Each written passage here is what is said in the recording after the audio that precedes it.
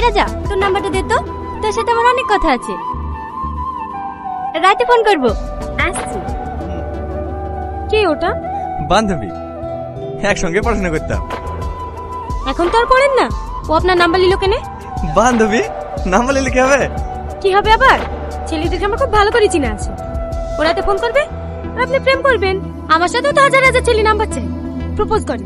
কই আমি তো অ্যাকসেপ্ট করিনি। কেন করবা? এখনই তো প্রেম করার বয়স। হ্যাঁ প্রেম করবো তো আপনার সাথে, বিয়ের পর।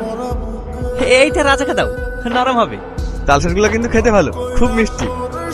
এই গরমে অত বেশি খাসনি, পেট খারাপ করবে। ভাই তোর হাতে কোন টাকা পয়সা আছে? কেন?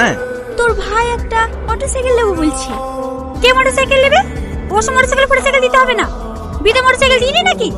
2 মাসের মধ্যে নতুন গাড়িটা বেচে দে, টাকাগুলো সব নষ্ট করলি। মা, তোমাকে নিষেধ করলাম না, তুমি আমার এসব কথা বলতে গেলে কেন? আমার লাগবে না গাড়ি। এমনি এমনি চাইনি মা, ধার চেয়েছিলাম। বাগানের লিচুগুলো বিক্রি হয়ে গেলে ঘুরি দিত। এসব কি বলছে বলতো বই? আমি কি টাকা লেগে তোমাকে বন্ধু কিছু বলেছি? ভাই কি গাড়ি নেবেন? না থাক, পরে নেব।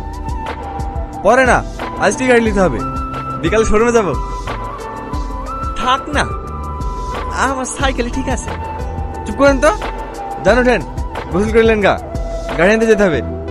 বিকেলে আমাকে নিয়ে ঘুরতে যাওয়ার কথা ছিল যে। যাব, সব যাব। আমি কিন্তু যাব না, গেলে খুব খারাপ হয়ে যাবে। দেখিলেন খুব ভালো হয়েছে জামাই, এই গাড়ি নাকি কম তেলে অনেক দূর যায়।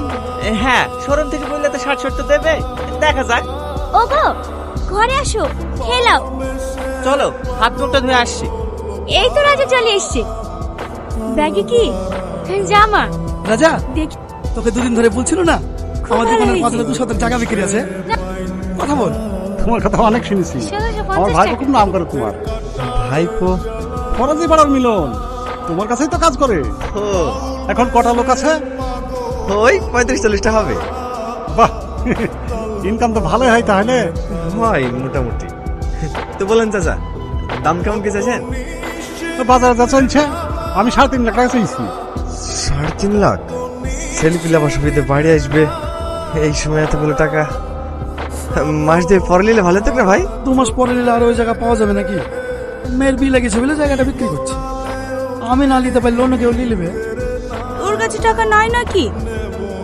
একটু ম্যানেজ করে হলেও জায়গাটা নিতে না, খুব উপকার হয়। ওই জায়গা বিক্রি হয়ে গেলে পরে আর পাওয়া যাবে নাকি?